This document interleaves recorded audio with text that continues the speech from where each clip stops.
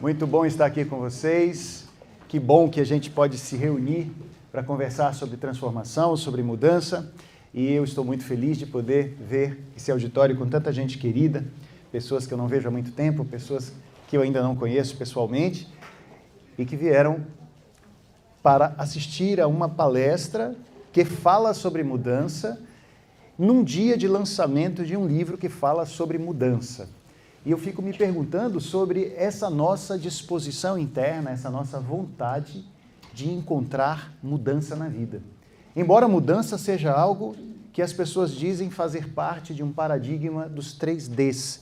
Mudar é difícil, mudar é demorado e mudar é doloroso. E mesmo assim, a gente não consegue parar de mudar. Não é possível viver sem mudar.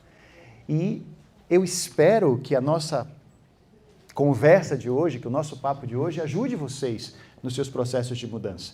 Faça vocês encontrarem caminhos novos, ideias novas, e às vezes não é mudar o que é mudar quem somos que vai fazer toda a diferença. Às vezes é mudar o nosso olhar sobre a vida e não mudar a vida.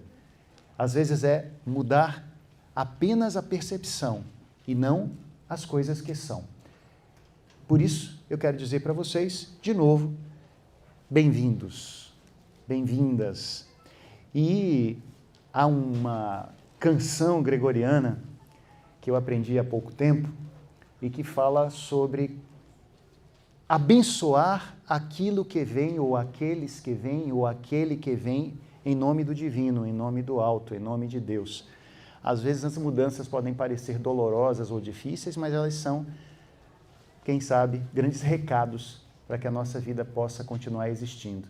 Então, para a gente aterrissar hoje neste auditório, para a gente poder chegar de verdade, juntar mente, corpo e emoção e poder sentir que chegamos, cada um, sentir que chegou de verdade aqui, eu vou convidar a vocês respirarem bem profundamente, soltar o ar devagar. Se puderem e quiserem, que vocês possam dar uma levantada de verdade das cadeiras e uma boa espreguiçada, uma boa alongada, uma boa... Isso, essa boa espreguiçada no corpo. Ok. Dá uma mexida nos ombros assim, ó.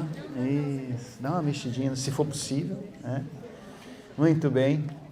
E vou convidar vocês a fecharem os olhos por um instante e eu vou procurar entoar essa música que, para mim, fala sobre isso. Bendito quem vem em nome do Senhor. Já que o subtítulo do meu livro é Programação Neurolinguística e Espiritualidade, como vocês sabem, mudando para melhor, Programação Neurolinguística e Espiritualidade, quem sabe cada um da sua forma, cada um do seu jeito, encontra um elo com aquilo que é maior do que si mesmo nesse instante. Se for possível também, para não fazer coro com celulares, se vocês puderem dar uma silenciada nos aparelhos, eu acho que vai ser legal, né? Senão acho que vai desentoar, não é? Vamos lá juntos? Então vamos respirar bem profundamente.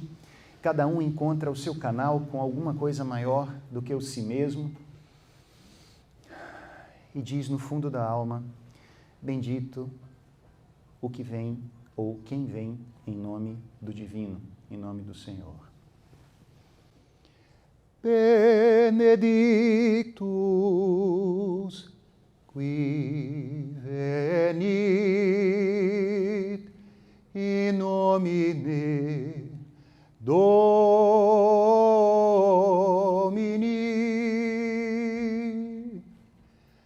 Benedictus qui venit in nomine Domini.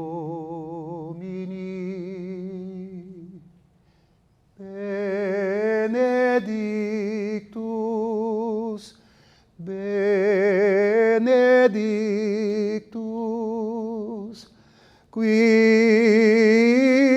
venit in nomine Domini.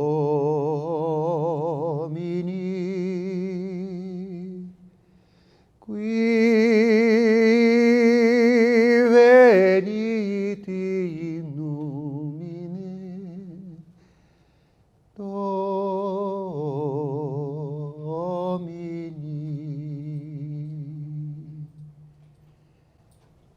Minhas amigas, meus amigos, boa noite.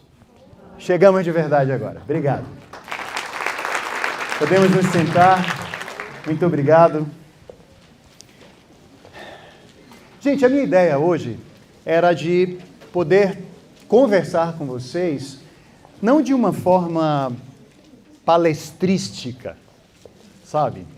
Aquele jeitão aula, aquele jeitão palestra, mas que eu pudesse, junto com vocês, pensar um pouco naquilo que, alguns anos atrás, eu coloquei neste livro. Mudando para Melhor, Programação Neurolinguística e Espiritualidade, que agora está sendo relançado pela editora Best Seller. Algo que me dá uma felicidade muito grande. Me sinto contente em poder fazer parte do quadro de autores que estão sendo publicados por essa grande corporação, por essa grande empresa, o Grupo Editorial Record. Então, eu me sinto bastante feliz e orgulhoso por isso. E este livro, ele quer trazer para nós aquilo que pode parecer tão básico, que é uma ajuda na mudança, um empurrãozinho para a gente poder chegar onde quer. Muitas vezes nós estamos vivendo uma vida que é cheia de tolerâncias. Eu gosto dessa expressão que eu coloco no capítulo 1, essa expressão tolerâncias como aquilo que você vai deixando para lá porque ainda não incomoda o suficiente. Sabem o que é isso? Eu tenho uma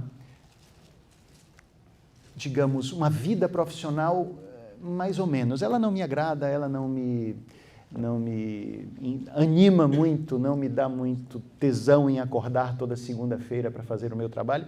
Mas é isso mesmo, eu não me incomoda tanto e eu vou tolerando.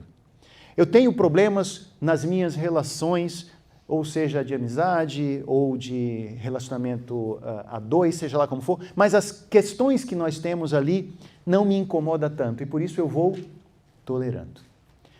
Eu tenho uma situação como o meu carro, que está fazendo um barulhinho estranho, mas ainda não me deixou na rua, então eu vou tolerando. Eu estou com uma dorzinha de dente, mas ainda não incomoda tanto. E por isso eu não vou ao médico, ao dentista, melhor dizendo, porque eu vou tolerando. Alguém já viveu situações parecidas de ir tolerando? Ir tolerando, ir tolerando, até que chega um momento em que essa tolerância, ela grita, não dá mais. E aí você precisa fazer de uma forma estabanada, de uma forma intempestiva. O que a proposta do livro traz é que nós tenhamos um pouco mais nas nossas mãos a deliberação consciente de começar a eliminar essas tolerâncias, de começar a deixar de lado essas coisas que estão aí apenas se acumulando e que a gente vai deixando para lá até o ponto em que elas transformam na nossa vida, a nossa vida numa vida mais ou menos, numa vida sem graça, de tantas tolerâncias que nós temos. Mudar para melhor envolve uma ideia de escolha, deliberação. Eu escolho sair de onde estou e chegar onde quero chegar. Essa é uma proposta muito clássica da programação neurolinguística na sua definição do que é problema. O que é problema para a neurolinguística, PNL? Apenas a distância entre aquilo que eu vivo e aquilo que eu quero viver. Não que problema obrigatoriamente seja uma coisa ruim. Problema pode ser apenas a situação que eu estou enfrentando neste momento. Mas se eu consigo perceber alguma coisa melhor adiante, eu posso sair de onde estou e deliberar chegar onde quero chegar. Depende da nossa escolha. E aí o que é que acontece? Para escolher, nós precisamos abrir mão. Para escolher, nós precisamos deixar de lado alguma coisa. E isso parece doloroso no processo de mudança. Muitas vezes, vivemos uma vida que não é a melhor, que não é interessante, e ficamos nos perguntando, não há outro jeito? O que posso fazer?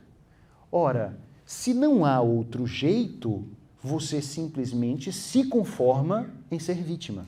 Vítima da vida, vítima daquilo que acontece. E eu estou convencido de que todas as vezes em que nós dizemos somos vítimas, nós estamos errando. Eu me aproprio agora de um pensamento de Jean-Paul Sartre, filósofo importante contemporâneo, né, que nos traz a ideia de que não é o que nos acontece que é o mais importante. Sartre diz: o mais importante é o que você faz com aquilo que lhe acontece. Ele diz: não importa tanto o que fazem comigo, e sim o que eu faço com aquilo que fazem comigo. Ora, deliberar é abrir mão. Escolher é jogar fora destinos possíveis.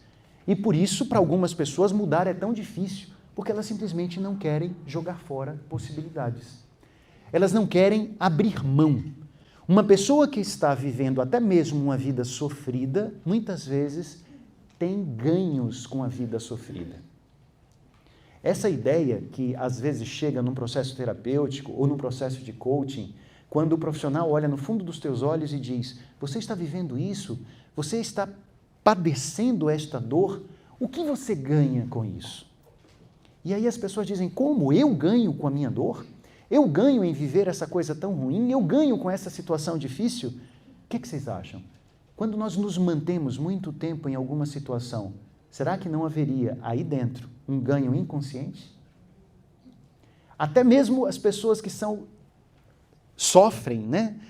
Alguns processos que são difíceis, dolorosos, às vezes perpetrados de uma forma muito sombria, muito difícil, podem, a partir do pensamento existencialista de Sartre, dizer: mesmo que aconteça comigo algo sobre o que eu não tenho poder, alguém me faz uma violência, me fere, e aí eu disse: puxa, não havia nada que eu pudesse fazer naquele momento. Ainda assim, eu tenho a escolha em relação ao que eu vou fazer com essa experiência. Alguém pode dizer que diante de uma situação difícil, que sofreu, sua vida acabou. E muitos vivem processos difíceis, obviamente, e dizem: minha vida acabou. Mas há aqueles que, diante da experiência difícil, diante daquilo que parece destroçar a sua estrutura, fazem com que essa pessoa vá para o chão de verdade. Ela diz: agora que eu fui aparentemente destruído, eu posso me reconstruir. Eu posso me reestruturar. Nesse momento, eu lembro de uma frase que está em Crepúsculo dos Ídolos, livro de Nietzsche, quando ele nos diz: aquilo que não me mata, me fortalece. Um pensamento que é algo escrito dentro das entranhas das pessoas que se reerguem, das pessoas que se reconstroem. Se aquilo não me matou, me fortaleceu para que num próximo momento eu me reestruture, me reconstrua e siga adiante. Eu estive recentemente, há poucas semanas, numa cidade que me impressionou bastante, a cidade de Rotterdam, na Holanda. E o que nós vemos naquela cidade, logo que olhamos para ela, são prédios gigantescos, bonitos, modernos, é uma cidade muito moderna. Saindo de Amsterdã, que tem todo um jeitinho mais antigo, muitas construções medievais, muitas construções do Renascimento, de repente, pegando 40 minutos de estrada, você chega em Roterdã e é um outro tipo de cenário. Por que ela é tão moderna?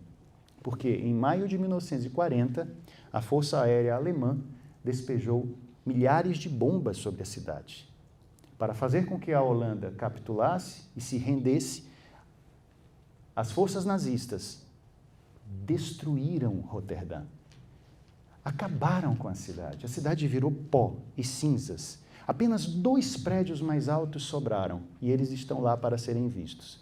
Uma construção comercial de talvez uns 5 ou 6 pavimentos e os restos de uma igreja que depois foi recuperada, reconstruída. Tudo mais na cidade virou pó. E uma das coisas que eu me pergunto quando chego a uma cidade nova é: o que esta cidade me ensina? O que Roterdã me ensinou foi: mesmo que nós tenhamos sido bombardeados por alguma coisa na vida, Mesmo que nós tenhamos nos desestruturado ao ponto de parecer que a nossa vida tenha acabado, que viramos pó, ainda assim podemos nos reconstruir. E é como se a carta 13 da morte, a carta do tarô, que representa a morte, que para muita gente é um símbolo que assusta, aqui quisesse dizer apenas: você morreu de uma forma para renascer de outra. Você deixou de existir de um jeito para poder voltar, talvez ainda com mais força, com mais capacidade, com mais poder, de uma outra maneira. Portanto, o meu convite hoje é que nós pensemos que a carta 13, aquela carta com uma feição simpática, né? Uma caveirinha magrinha, bonitinha, light, né? Ela é elegante, tem uma foice nas mãos, né? Ela é muito delicada, muito delicada. Que ela estivesse aparecendo para você agora, mas que ela representasse apenas transformação. Normalmente, ela é representada, às vezes, pisando em corpos totalmente fragmentados. Há uma representação clássica, que é um desenho do período dos anos de 1400, 1500, que é a foicezinha na mão e cabeças, braços e pernas cortados pelo chão. E uma dessas cabeças tem uma coroa. E é interessante, é como se aquela representação quisesse dizer assim: olha, não importa quanto poder você tenha, um dia a morte chega. E esse a morte chega significa um dia há alguma mudança, um dia pode haver alguma transformação. O que hoje pode parecer eterno, pode ser apenas uma ilusão. Um dia pode não ser nada de eterno, nada de sólido, tudo pode se desmanchar rapidamente. Eu quero convidar vocês a pensar hoje, por exemplo, em algo que você quer mudar na sua vida. Este é um convite do livro. Este livro pretende ser uma conversa com quem está lendo. Há aqui algumas pessoas que já me falaram que já começaram a ler, ou até que já terminaram de ler. E é interessante que algumas pessoas me dizem assim: Cal, parece que eu estou lendo o livro e ouvindo sua voz, porque eu associo a maneira como o livro foi escrito à maneira como você dá palestras, dá aulas, etc. E parece que eu estou te ouvindo. E o livro é uma conversa. Eu bato um papo com as pessoas e apresento ideias sobre o que elas podem fazer para que as mudanças aconteçam. Bom, os capítulos vão se sucedendo, convidando a pessoa a fazer o seu processo de transformação. No início, mudança, transformação, morte de realidades para renascimento de outras. Uma parte importante também do livro é justamente o segundo capítulo, que é perdoar. Como mudar se eu não perdoo? Como mudar se eu não saio daquela prisão que é a mágoa e o ressentimento? Será que prisão pode ser uma boa metáfora para representar o que nós sentimos quando estamos guardando muita mágoa, gente? Pode ser representado como uma prisão? Atrapalha a caminhada? A ideia do livro é trazer nesse capítulo um perdão para os outros e um perdão para nós mesmos, o auto-perdão. Uma das coisas que atrapalham a nossa caminhada é justamente não perdoar aquilo que nós fizemos lá atrás. Ora, se você fez alguma coisa que hoje você não acha que foi a melhor, saiba que naquela época era o melhor que você podia fazer. Então, esse é um ponto, esta é uma ideia, uma premissa básica para o auto-perdão. Nós fazemos o melhor que podemos com as condições que temos naquele momento. Perdoar quem você foi te liberta para você reconstruir quem você será. E perdoar aqueles que estão com a gente é algo fundamental para que possamos seguir em frente com a vida. Com alguns detalhes. Perdão está muito ligado a alguns tipos de mitos e erros na interpretação do que significa efetivamente perdoar. Primeiro deles, perdoar é esquecer. Vocês já ouviram isso? Que perdoar é esquecer? E o que vocês acham? Perdoar é esquecer? se você não esqueceu é porque você não perdoou. Caramba! Perdoar não pode ser esquecer, porque eu não bati a cabeça na pedra. Tá? Aquela realidade vai ser parte da minha história. Eu não posso esquecer porque o meu cérebro é viciado em aprender. Nós fomos construídos com uma neurofisiologia que quer muito registrar aquilo que nos acontece. Ela é ávida por aprendizado. Então, se o meu cérebro quer aprender, ele não vai ficar esquecendo as coisas que lhe acontecem. Com um detalhe, perdoar é lembrar-se de uma forma diferente.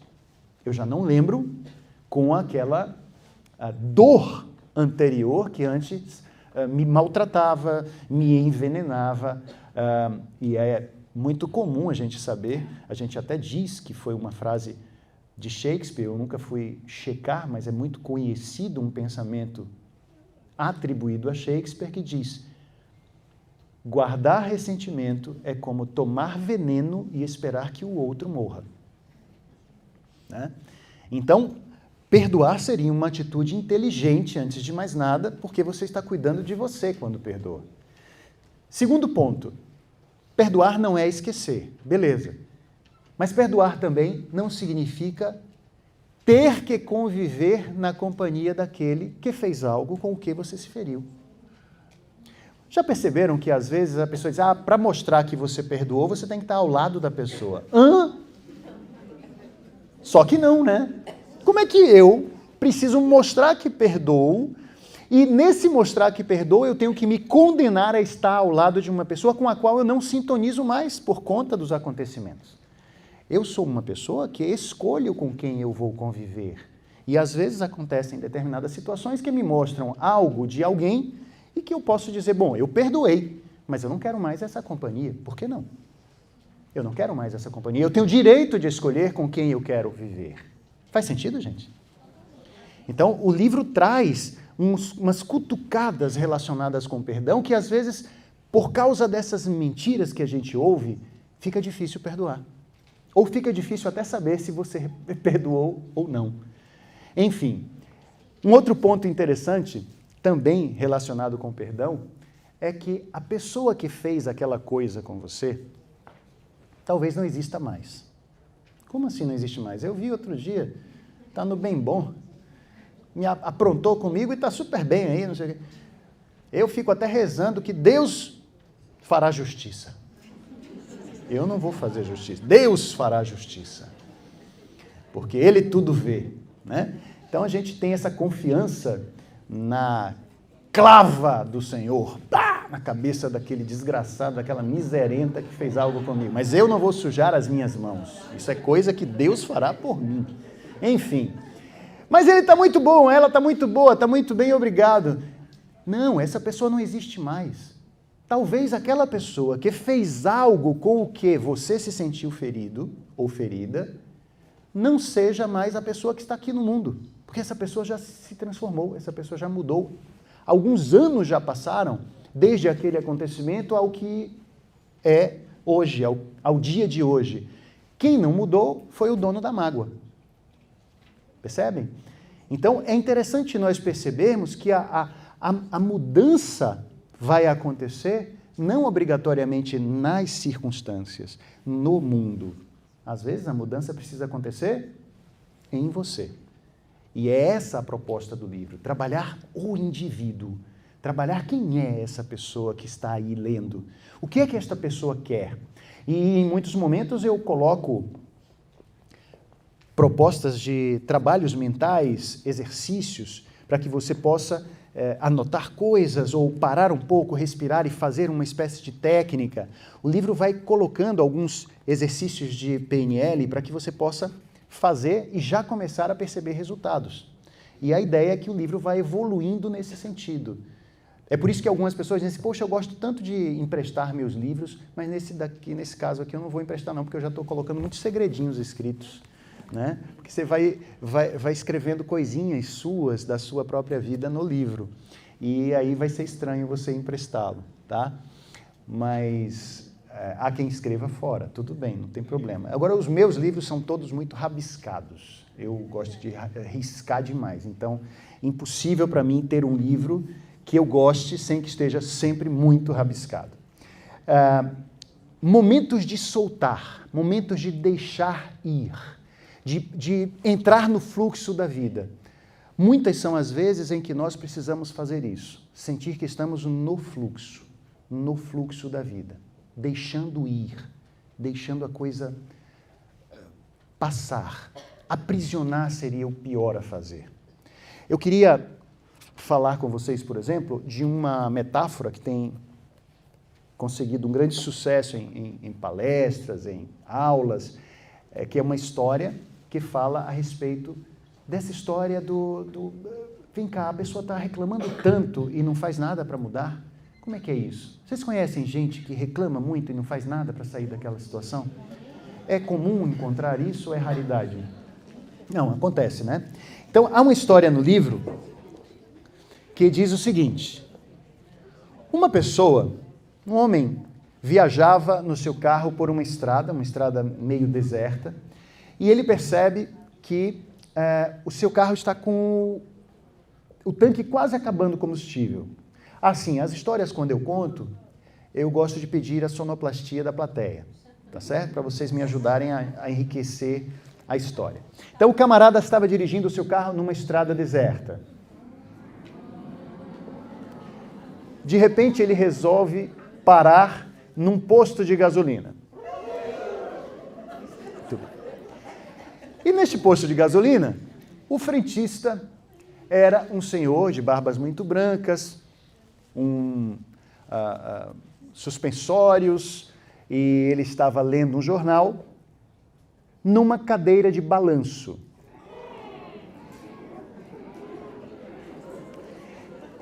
Ao seu lado, no chão, havia um cachorro, e esse cachorro estava deitado, uivando. O cachorro uivava muito. O dono do carro pediu para o senhor abastecer. Por favor, o senhor poderia abastecer meu carro? Mas ficava prestando atenção naquele cachorro ali deitado que não fazia outra coisa além de uivar. Aí houve um momento em que ele não aguentou e, muito curioso, perguntou: o que está acontecendo com o seu cachorro? Ele não para de uivar? O que é isso? E aí o senhor disse de uma forma filosófica muito importante, é que este cachorro, assim como muitas pessoas, ele tem energia apenas para queixar-se, mas não joga força, empenho para sair de cima do prego, porque ele está exatamente deitado numa tábua com prego. Tá? Então, ele não sai de cima do prego porque ele só tem energia para queixar-se, lamentar-se. E aí eu perguntaria para vocês conhecem muita gente que estão em cima, pessoas que estão em cima do prego? Que tem energia para quê? Lamentar, queixar-se, mas não faz nada para fazer a mudança acontecer. E não dá para dizer que essas pessoas não têm um ganho secundário, né, gente? Alguma coisa há que é o sustentáculo ou aquilo que mantém a experiência dolorosa. Muitas vezes pode ser pura e simplesmente o benefício de ser vítima, de receber coitado, coitada. E isso para essa pessoa alimenta, o que é triste, mas para algumas pessoas o posicionamento sob a forma de vítima gera um tipo de carícia que é conhecido como a carícia da lástima, que é coitado de você, mas poxa, estou do seu lado, viu, e tal. E esse tipo de carícia pode abastecer. É interessante a gente perceber que isso está acontecendo para rapidamente sair dessa situação, sair dessa condição e começar a lidar com o mundo de uma forma diferente, com outro tipo de carícia, recebendo do mundo carícias mais quentes, mais verdadeiras. Isso é uma fala bem própria do pensamento da análise transacional, que tem muitos pontos de interseção com a programação neurolinguística. Há quem me pergunte também, Cal, esse é um livro difícil? Não, esse não é um livro difícil. Esse é um livro fácil. Eu quis escrever da forma mais fácil que eu pudesse. Então, eu já percebi pessoas muito jovens lendo o livro, além de pessoas com muita cultura e erudição lendo o livro. A linguagem metafórica que eu uso em muitos momentos é uma linguagem que ajuda as pessoas sob o ponto de vista daquilo que é mais ancestral em nós, que é o aprender através de imagens metafóricas, histórias, fábulas, contos. Então, o livro traz aspectos descritos de maneira conceitual, mas daqui a pouco ele vai apresentar uma espécie de história que vai dar uma amarração na ideia base. Não sei como é o pensamento de vocês, mas eu costumo encontrar muito na minha história profissional pessoas que gostam de ouvir histórias. E essas histórias são transformadoras. Como o pensamento do trabalho de um grande profissional da hipnoterapia, que é Milton Erickson, um grande contador de histórias, e que fazia diferença ajudando os seus pacientes, aqueles que eram seus clientes, às vezes simplesmente contando uma história que acabava se tornando uma espécie de medicamento. A história se tornava um elemento terapêutico. Ouvir a história parecia um remédio que aplacava dores ou que gerava novas ideias, transformação de paradigma. Bom, e assim o livro vai se encaminhando a um ponto em que você começa a dizer, poxa, e agora? Como é que eu faço? Então, o livro começa a dar orientações. Olha, existem esses caminhos. Comece a observar algumas coisas. Encontre em você alguns recursos que você achava que você não possuía. E assim, nós vamos começando a cutucar os seus recursos interiores guardados. A programação neurolinguística, PNL, ela acredita que você tem todos os recursos dentro de você. Ah, Cal, mas eu não tenho paz na minha vida. Claro que tem. Claro que tem. Você talvez não esteja conseguindo acessá-la neste momento, por conta daquilo que está vivendo. Ah, eu nunca tive um momento de felicidade na vida. Claro que você tem felicidade. É que às vezes você não está observando a felicidade, ou querendo que a felicidade seja alguma coisa muito bombástica, muito gigantesca. Sabe aquela história das pessoas que não se satisfazem com absolutamente nada? Parece que elas estão sempre querendo algo maior, algo maior, algo maior. E isso faz com que elas se tornem incapazes de perceber que muita coisa boa já está acontecendo ao seu redor e ela só não está notando, né? Enfim, então o livro vai trazendo essas reflexões. Até mesmo a reflexão de, será que você já se acostumou com a sua dor? Algum tempo atrás, quando eu atendia como coach individualmente, me chegou uma pessoa que tinha um problema de saúde, um problema que já persistia por décadas, e que tinha a ver com uma má formação na sua genitália, ao ponto de fazer com que essa pessoa, sempre que fosse urinar, ela tivesse dores terríveis. Imagine dores terríveis associadas a essa coisa que a gente tem que fazer várias vezes por dia.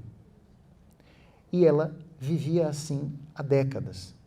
Já tinha se submetido a algumas cirurgias para ver se o problema poderia ser sanado, mas não tinha conseguido êxito. Até que em dado momento, ela já estava acostumada com a dor e ela foi fazer uma última tentativa, uma última cirurgia. E deu certo. E num próximo encontro que eu tive com a pessoa, numa nova sessão, ela me falou assim, Cal, a minha sensação é de que está faltando alguma coisa. Às vezes eu fico dizendo, meu Deus, o que está faltando na minha vida? E fico ansiosa, dizia ela, e fico nervosa, e fico procurando. Aí eu me lembro, o que está faltando é a minha dor. Vocês já pararam para pensar que às vezes a gente fica acostumado até com o que não presta? Não é? Já percebeu que às vezes a gente se acostuma com o que não presta na vida? Com o que não é legal, com o que não é bacana? E que é sério, né? E de repente você diz assim, meu Deus, o que está faltando em mim? Às vezes é um pouco de lucidez e até mesmo a possibilidade de dizer, eu mereço uma vida diferente dessa.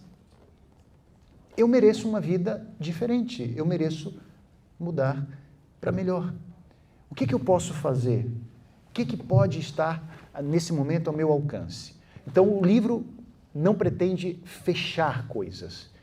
Ele pode ajudar muito, mas ele pode também ser o início das mudanças, o início das transformações. Eu fiz uma mistura de muitos pontos importantes no livro, coisas que eu venho pesquisando numa estrada dentro do desenvolvimento humano há muitos anos. Então, eu pesquiso programação neurolinguística, filosofia, espiritualidade, que é uma parte importante do livro e que eu gostaria de fazer apenas uma observação. Espiritualidade, para o pensamento da programação neurolinguística e para aquilo que a gente colocou no livro, não é obrigatoriamente religiosidade. Pode ser que haja uma pessoa com grande religiosidade e com pouquíssima espiritualidade. Pode ser que haja uma pessoa completamente avessa à ideia de religiosidade, mas que tenha uma espiritualidade fabulosa. Então, a espiritualidade vai ter muito mais a ver com o quê? Com a sensação do quem mais além de mim. Com aquilo que me conecta com tudo mais que existe.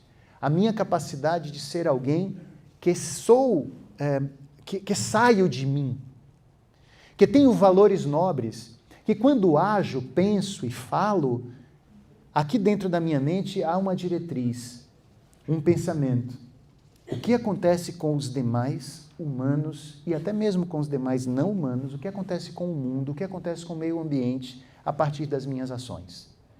Quando eu faço alguma coisa, o que isso acarreta para aqueles que estão além de mim?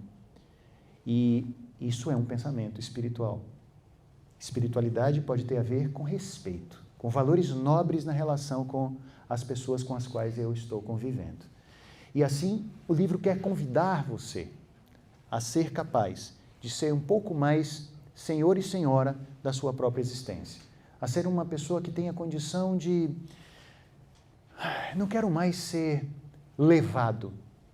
Eu quero ser um pouco mais senhor, senhora da minha existência. Eu quero escolher mais. Eu quero deixar morrer pedaços meus para que outros possam nascer. E descobrir quais são as nossas desculpas, porque nós temos muitas desculpas para não sair do lugar. Não sei se você já viu, muita desculpa. Eu sou assim por causa daquilo outro. Eu vivo de uma determinada forma por causa de determinada coisa, ou por causa de outra pessoa. E quanto mais nós estamos cheios de desculpas, menos possibilidade de transformação nós temos. É como se a gente pudesse dizer assim, vem cá para nós. Quem é o dono da vida? Nós vamos dizer quem é que faz eu perceber a minha vida do meu jeito? Quem é que mexe comigo ao ponto de dizer, olha, eu posso olhar a mesma experiência de formas diferentes? Nesse exato momento, acabou de chegar uma grande professora que eu tenho. Acabou de chegar nesse auditório. Dona Marina Mascarenhas é a minha mãe. Acabou de chegar, vou pedir uma salva de palmas para ela.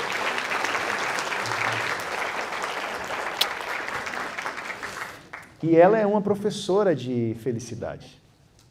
Ela é uma professora de ressignificação, que é uma palavra importante dentro da programação neurolinguística. Diante de uma experiência, poder olhar com outros olhos. Olhar com outros olhos é a mesma coisa. Então, faz mais ou menos 11 anos que ela foi, se deparou com uma situação totalmente nova. Um AVC que levou para a sua vida várias limitações. Mas o mais incrível é que todos os dias minha mãe diz para mim, na sua forma de ser, do seu jeito, com seu sorriso, com a maneira como ela leva a vida, ela diz, não importa o que aconteceu comigo, importa o que eu faço com aquilo que aconteceu comigo. Ela é bastante existencialista nesse sentido. E é como se minha mãe estivesse me dizendo, eu não olho para aquilo que me falta, eu olho para aquilo que tenho. E essa é uma forma muito importante também da gente poder viver a vida.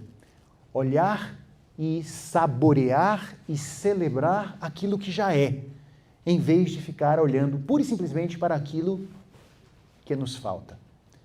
Aquilo que nós já temos já pode ser muito importante para as mudanças que nós precisamos fazer. E enquanto os acomodados encontram desculpas, os realizadores constroem caminhos. Então, eu acho isso muito valioso. Vou até repetir para vocês. Enquanto os acomodados encontram desculpas, os realizadores constroem caminhos. Isso aqui está me impedindo, eu preciso pensar imediatamente. É uma limitação ou um limite? Se eu estivesse hoje, aqui, neste momento, num 10º andar de um prédio, e dissesse, eu vou por aquela janela dar um passeio voando, lógico que eu iria me esborrachar lá embaixo, porque é um limite humano, não é possível eu sair voando pela janela no 10º andar. Mas se eu dissesse para vocês, eu não consigo nem chegar a 5 metros da janela, porque me dá uma sensação de medo terrível e eu fico paralisado. Neste caso, trata-se de limite ou limitação?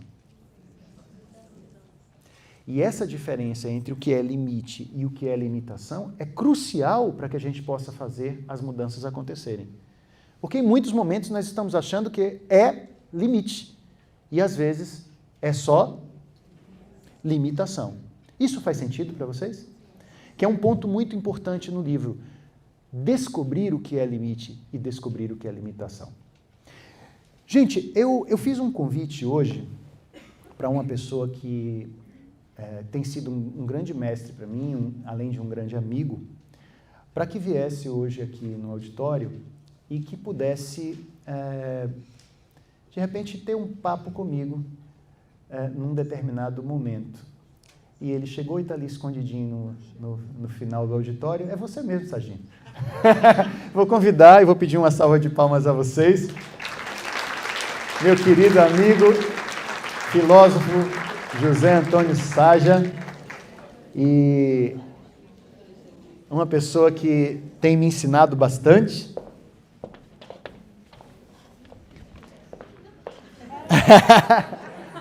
Amigo muito querido. Meu querido. E vou pedir uma coisa, que você me conceda a felicidade de sentar no cantinho que você gosta. Ah, é? Não é? Vamos? Não dá para ficar em pé assim, não. Saja, quem já é cliente há muito tempo aqui dos papos no Eva Res, sabe que Saja gosta de sentar no cantinho. Saja, você vem para cá, meu amigo? Vamos ficar aqui nesse meinho aqui. Amigo, Saja é um querido da minha vida e de muitos de vocês. É um filósofo, um professor e antes de tudo, um ser humano amigo, um ser humano genial. A gente troca muita figurinha a respeito de filosofia. E eu queria apresentar para você, Sajinha, algumas coisas do meu livro e que você pudesse fazer uma rápida ponderação sobre o que há de filosofia naquele ponto, entendeu? Sim. Algum ponto assim. Mas antes de tudo, dê um alô para a sua audiência, seus amigos que estão aqui, que gostam de você. Peguei de surpresa, né, querido? Que onda, mas é bom isso. Eu quero te agradecer, Cal, porque, sim, então, boa noite, de todo o coração que eu estou aqui, porque é um amigo de tantas datas, então, uma pessoa que eu sei que está no caminho, sabe? E que tem dedicado a sua vida a isso que ele falou. Eu estava ali quietinho, dizendo o seguinte, mas são coisas biográficas, autobiográficas. Então isso não está aí, não é proveniente de uma improvisação, né? É a história de uma vida, quer dizer, é a história de uma alma, né? Quer dizer, que trabalha. Então está aqui vendo essas pessoas aqui, Lua, tem tanta gente aqui que hoje eu tive o privilégio de estar com a Nanda ali, eu vi Júlia que tanto tempo vindo aqui para te citar. Puxa, esse pessoal daqui, Isa, são tantas pessoas que testemunham esse caminho. né? Marta, né? Eu vi você abrindo a porta e disse assim, olha lá. Tá. Então tá aqui é um privilégio, mas eu sinto que é um privilégio no sentido de acreditar que nós temos uma causa. Eu sei do seu caminho e você tem uma causa, tem um propósito na vida.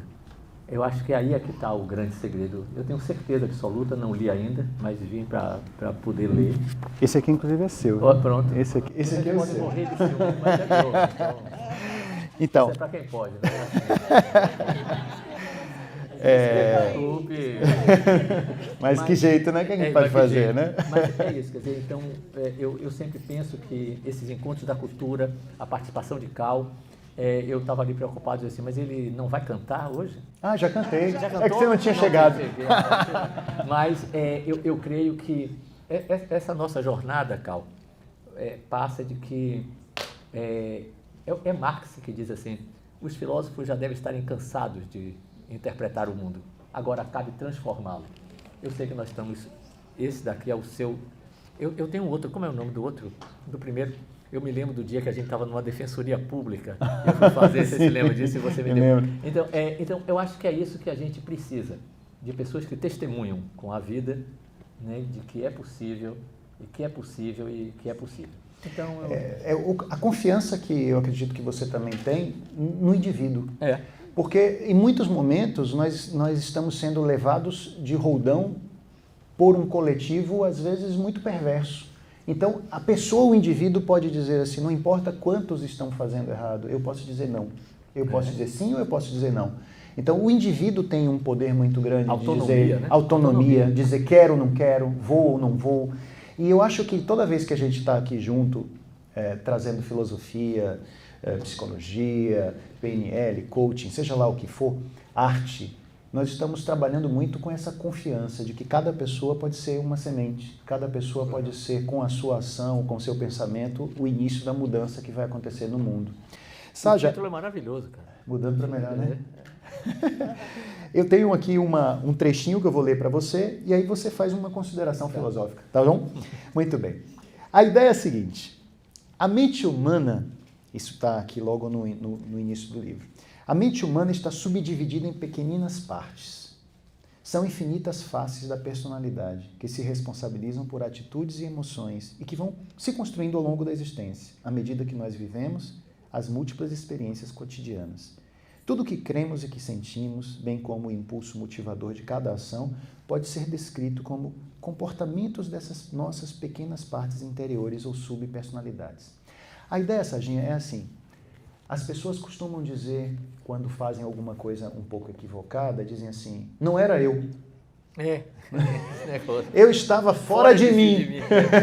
Alguns dizem até eu estava fora de si. De si, né? É verdade. Eu estava fora de si. Fora de si, Então, mas não seria melhor que essa pessoa dissesse, poxa, não é que eu estava fora de mim, não era algo de fora de mim que me pegou, não foi obrigatoriamente um espírito maligno, um demônio. Peraí, será que não foi algo que existia dentro de mim e que se mostrou? Será que não é importante a gente olhar que nós temos tudo o que há no mundo dentro de nós? É isso, eu estava lendo um livro recentemente, por conta dessas experiências que eu estou tendo com terminalidade, essas coisas todas, dizendo o seguinte, quer dizer, a questão é que nós perdemos a noção de unidade. Essas coisas habitam em nós, mas o que vai nascer é a semente que você regar. Né? Então a gente tem que saber quais as sementes que nós estamos regando.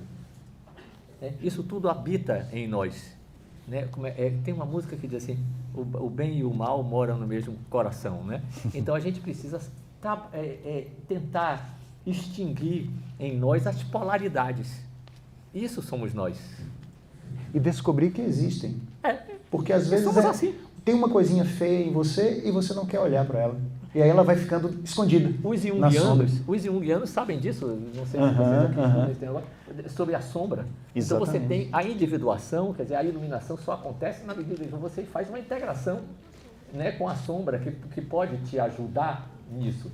Né? E é isso, quer dizer, a cultura judaico-cristã é muito perversa nesse sentido, porque bota uma noção de culpa, de sofrimento pecado, muito de grande, sofrimento, né? Quer dizer, e quando era apenas uma necessidade da gente integrar isso. Né? Quer dizer, já que ele fez isso comigo, eu também vou fazer com ele, claro, porque ele conta isso melhor do que eu, mas é o Rabino Súcia. Ah, sim.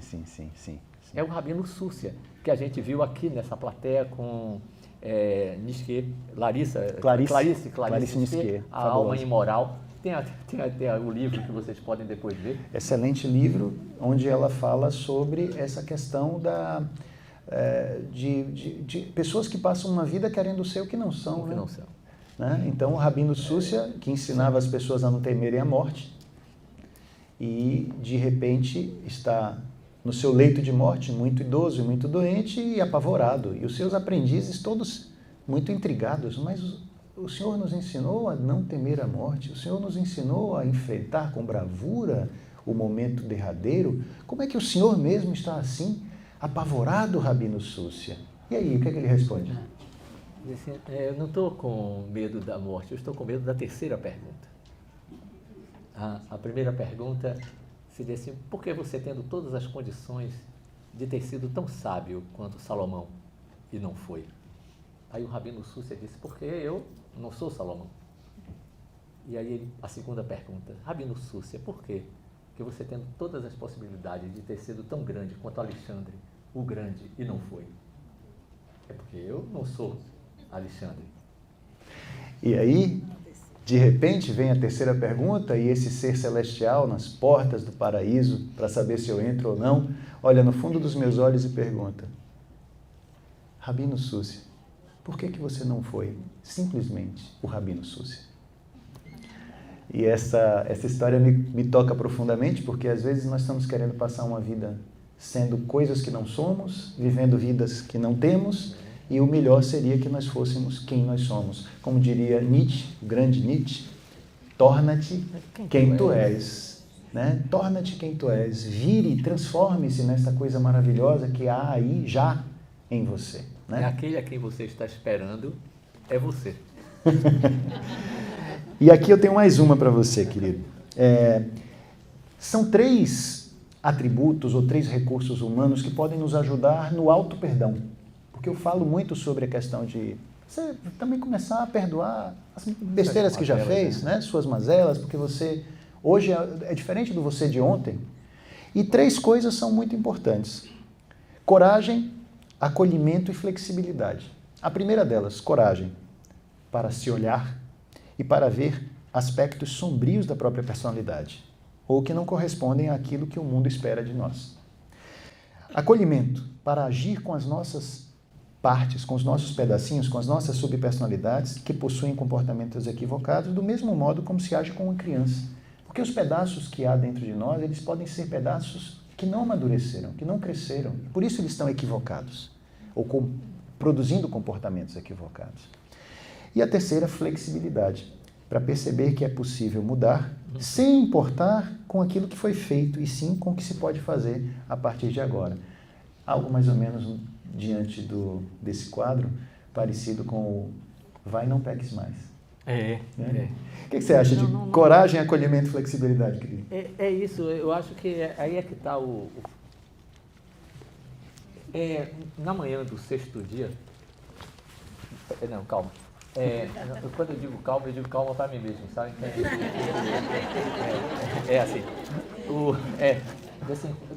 Na metáfora bíblica, Deus criou a luz e disse, e a luz foi feita, e viu que era bom. E depois fez os animais do céu e da terra e viu que era bom. Depois fez a água e viu que era bom. Na manhã do 6º dia, ele nos criou, vamos abreviar a história, soprou, mas só que ele não disse que era bom. Agora veja, não porque a gente seja ruim, mas é porque nós somos o incompleto. Ou seja, então Deus não criou o ser humano. Ele está criando o ser humano com o ser humano. Essa é a nossa tarefa. E a gente está evoluindo, a gente está se complexificando. Então o problema é esse não reconhecimento desse nosso limite. quer dizer, da limitação que a gente falou ali, que você falou. Então, se a gente consegue acolher com coragem, com bravura, essas pequenas partes que existem em nós. Vão se integrando, né? Vai se integrando e individualiza. Né? Que iluminar, como dizem os orientais, não vai ter luz assim, pá. Não, é apenas uma polegada para mais ou para menos. É só o que você falou, é ressignificar um pouco, virar um pouquinho o ângulo só, que muda tudo. Exatamente. Então, é essa integração que eu acho que todo mundo pode fazer ainda hoje. Então, veja que o que Cal está colocando aqui não é nada de extraordinário, não. Porque o extraordinário não é andar com os pés nas nuvens, é andar com os pés na terra, massageando a terra, entende? Exatamente. É esse que é o segredo. Não tem nada o que fazer. A pergunta não é o que a gente tem que fazer. A pergunta é o que a gente tem que deixar de fazer. Exato. E desapegar, né? É desapegar-se. Porque às vezes é um apego muito grande ao que já foi. Eu tava... Deus tem má memória. Má memória é horrível, né? Vai passando. Vamos adiante. Deixa pra lá, né? Deixa pra lá. Ságia, eu, com a experiência da minha mãe, que está ali, Dona Marina, nós vivemos algumas coisas muito interessantes. Dentro do trabalho de desenvolvimento, de recuperação da fala, ela conseguiu resgatar palavras, frases, e para quem acompanha as questões das lesões neurológicas causadas por um AVC, sabe como é um processo bem complexo. Mas aí a gente procura dribles, né? Procura dribles neuronais em sinapses diferentes. Então, no momento em que ela estava reaprendendo o bom dia, o boa tarde e o boa noite, lembra, mãe? O boa tarde não saía. Não tinha jeito do boa tarde sair. E aí eu pensei, poxa, e se eu colocar uma melodia no boa tarde? E aí a gente começou a exercitar o boa tarde. E aí saiu, né, mãe? E aí... quer dar um boa tarde pro povo? Vamos dar um boa tarde pro povo? Peraí, vocês vão ouvir um boa tarde aqui da Dona Marina. 1, 2, 3. Boa tarde. Tá. Boa tarde.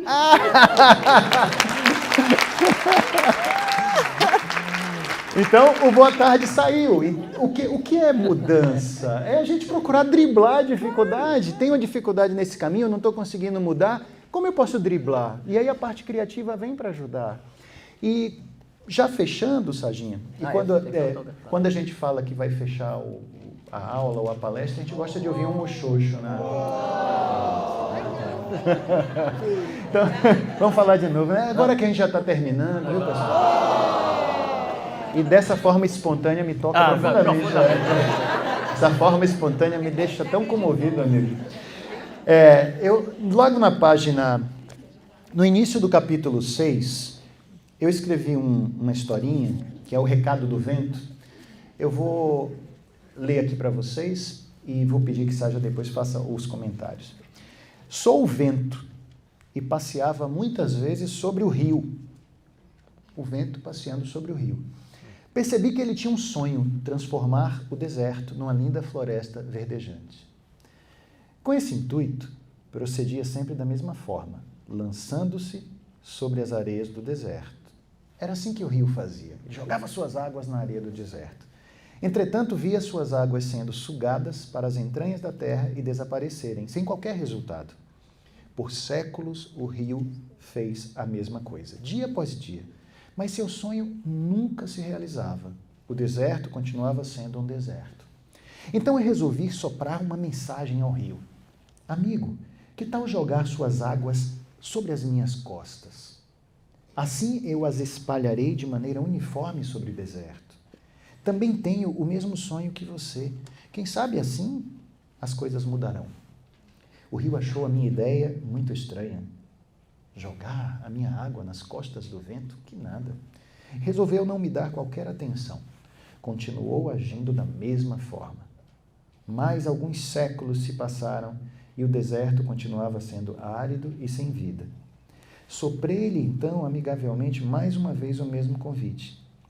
Dessa vez, cansado de agir da mesma velha maneira e de nunca obter o resultado desejado, o rio resolveu aceitar minha sugestão.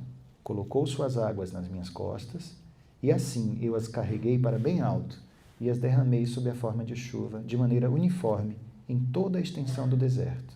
Em poucos anos, surgiu ali, densa e bela, uma linda floresta. O que você acha, Sérgio? É isso. Quer dizer, eu não tenho. Que coisa. Olha, são coisas que eu acredito. Quando você colocou aí, eu acho que o mais importante, para mim, o que toca assim de primeira, são esses séculos que se passam. O tempo. Né? Para tudo há um tempo. Né? Há um tempo, inclusive, do rio se converter, que deve se perder amadurecer nas costas, a ideia, né? Uhum. Amadurecer devagar, né? Devagar, porque eu tenho pressa. Isso aí são os italianos que dizem, né? Vamos devagar porque nós temos pressa. Então, devagar, né? Se conhecer que a gente não pode resolver as coisas assim. Não é de uma hora para outra. E em muitos momentos não podemos fazer sozinhos. Sozinhos. Eles tinham que fazer junto. Sim. Eles tinham que fazer junto. E estar junto não é estar perto, é estar dentro. Né? Porque não é estar perto, é estar dentro. Não é estar necessariamente perto. Eu disse aqui uma coisa que eu tenho que me lembrar de Clarissa também, que diz assim, nós temos as nossas perdas.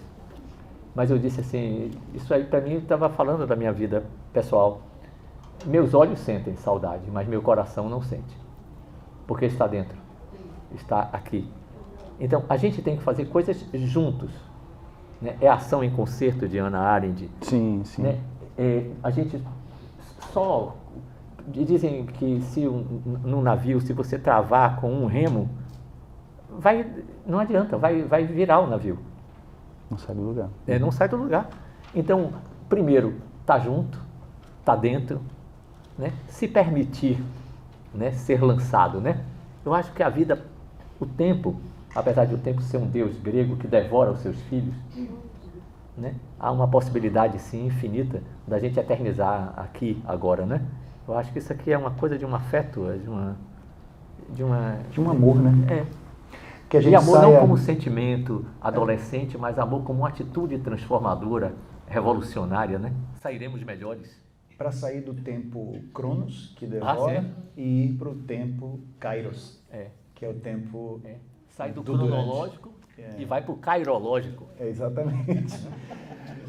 E guardar dentro e sentir o todo em cada minúsculo momento, né? Em cada segundo, isso é fundamental.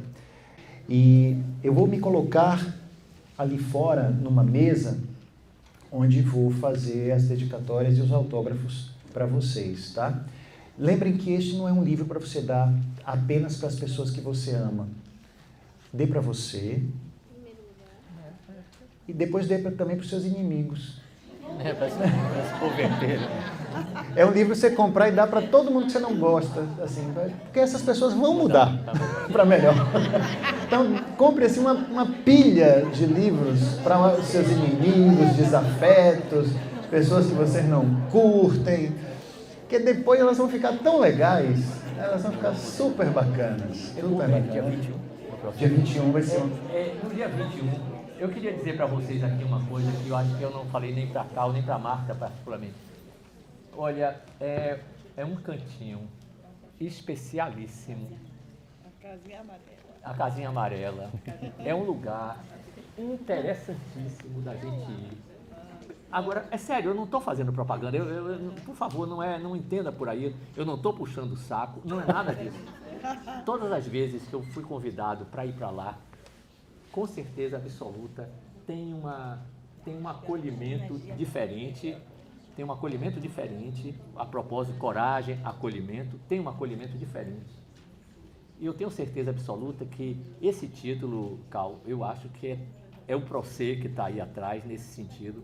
Uhum. É um laboratório, né? O Procé é um laboratório, no sentido de labor, de trabalho, e de oratório, de contemplação. Então eu tenho certeza absoluta que a gente pode se encontrar lá, porque Aqui eu gosto muito daqui, porque a gente tem muita história aqui, né? Sim, A gente já tem- virou nossa casa a também. nossa né? casa. Esse teatro. Mas já- eu noto que o Procê tem uma casinha. uma Um jeito de casinha. tem um abraçozinho mais forte. A gente vai se ver lá. Gente, queria que vocês primeiro dessem uma grande salva de palmas para o nosso queridíssimo amigo. Obrigado, querido. Obrigado. Muito Obrigado, eu sei da contribuição. Muito grato, muito grato. E dizer para vocês que eu vou, meio que sorrateiramente, Você vai. sair por esta porta para me colocar lá na mesa e lá eu vou fazer os autógrafos. E às vezes, Saja, a gente está vendo uma mudança muito interessante. Eu estou notando com Saja, professor Garrido, os queridos que participam sempre Dia aqui 7. dos encontros. Dia 7 vamos ter vai encontro estar aqui, aqui, né? vou estar aqui também dia 7. Já sei.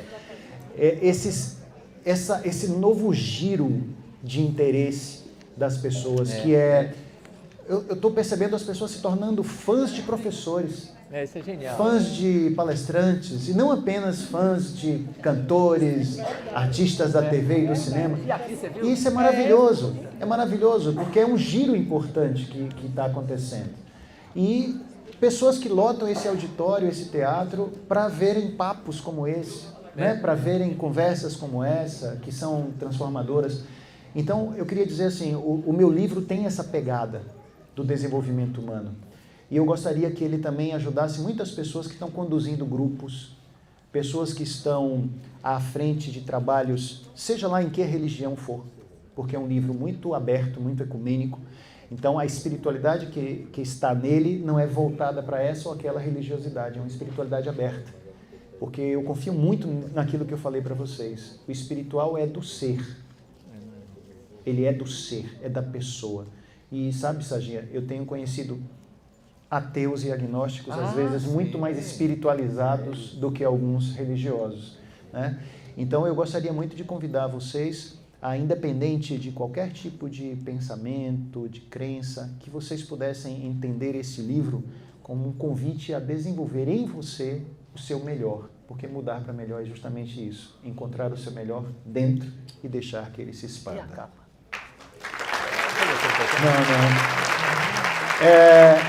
Saja me lembrou uma coisa interessante, para falar rapidamente desta capa. A capa é muito legal.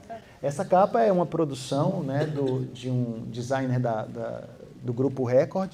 Daí eu vou até dizer o nome dele, que ele foi muito feliz na escolha aqui. Gente, eu esqueci. Anderson Junqueira, o designer. E a capa mostra muito do que o livro é. Então, é como se fosse um traçado de um caminho que você faz, e esse traçado constrói quem você é, porque a forma depois é uma cabeça, um ser, né? Então, é como se você tivesse, na sua caminhada, construindo aquilo que você é, que você vai ser. É uma capa bem existencialista, né? Bem existencialista. Entendeu? O design espírito, entendeu né? o espírito do livro.